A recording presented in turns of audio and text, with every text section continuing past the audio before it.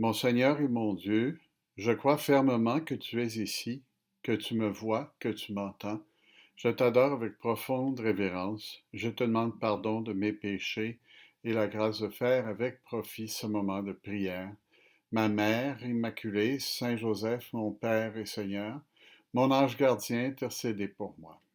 Aujourd'hui, l'Évangile nous rapporte une histoire qui colle à la réalité, puisque celui qui nous est présenté est Zachée, il est nommé, ce qui est rare dans l'Évangile, il est nommé comme on nomme les apôtres, c'est-à-dire que c'est quelqu'un qui est connu des premiers chrétiens. Zachée a rencontré Jésus par hasard. Zachée, qui n'était pourtant pas très, qui n'était pas très porté à suivre Jésus, puisque il était quelqu'un que les gens laissaient de côté, un homme qui avait une réputation de travailler pour les Romains et de les priver de leurs biens, et souvent injustement. Peut-être n'était-il pas injuste, mais il est certain que sa profession lui donnait la chance d'être injuste, puisque les Romains lui disaient, tu dois ramasser tant d'argent, tu peux garder ce que tu veux. Et les publicains avaient l'habitude d'être connus pour se servir, de se servir de ce droit pour remplir leur poche.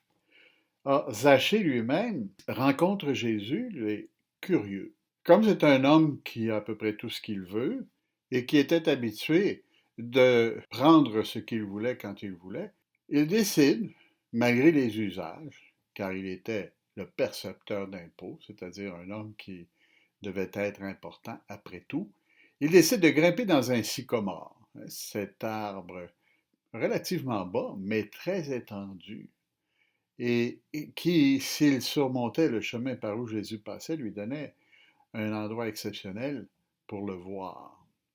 Zachée est pris soudainement d'un instant, d'un brin de folie, c'est-à-dire faire le fou pour pouvoir connaître Jésus.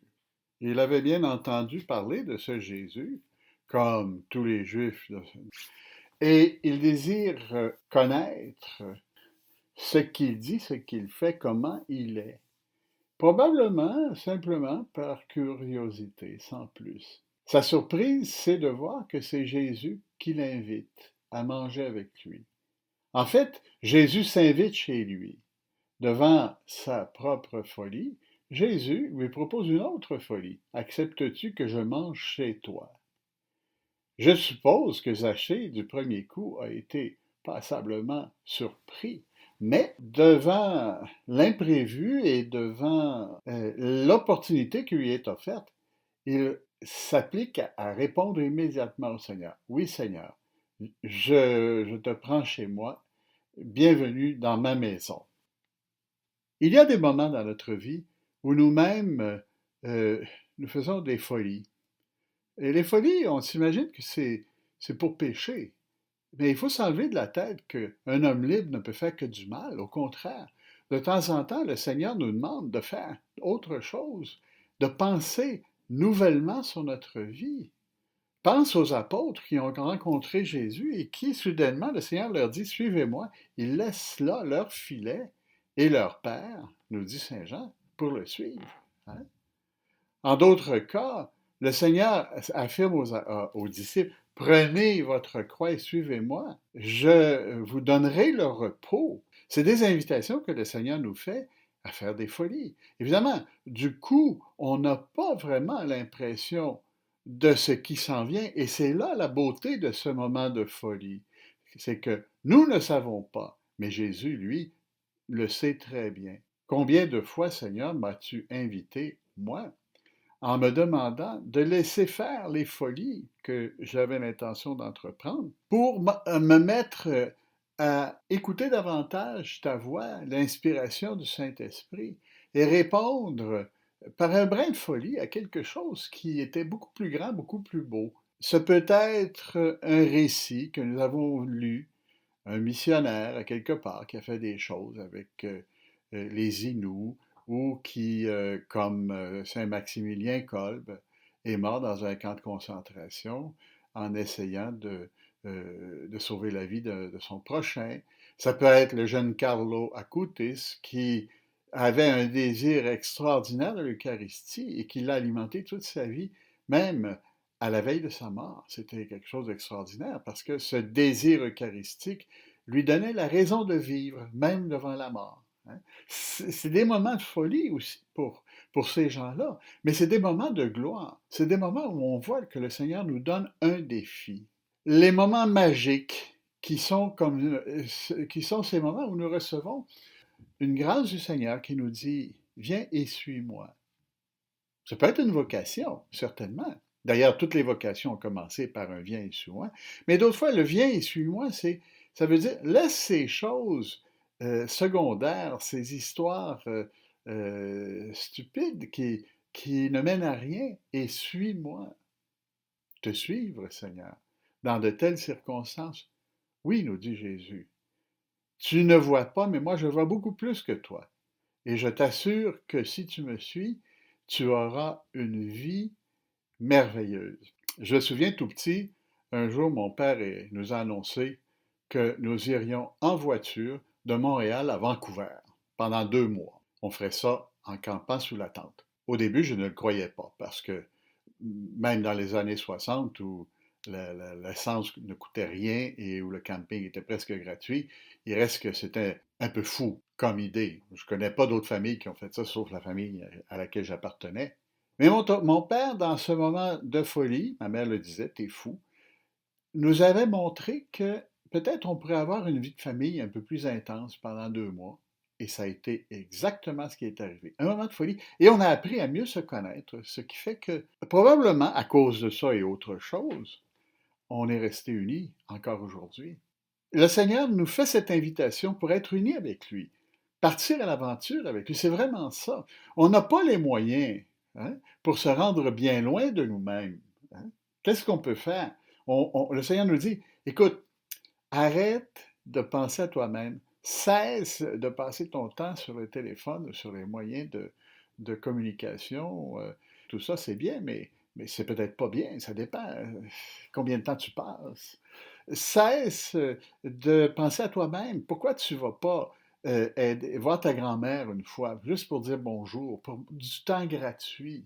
Ma grand-mère. Oui, ta grand-mère. Peut-être qu'est-ce qui est la chose qui va lui faire le plus plaisir.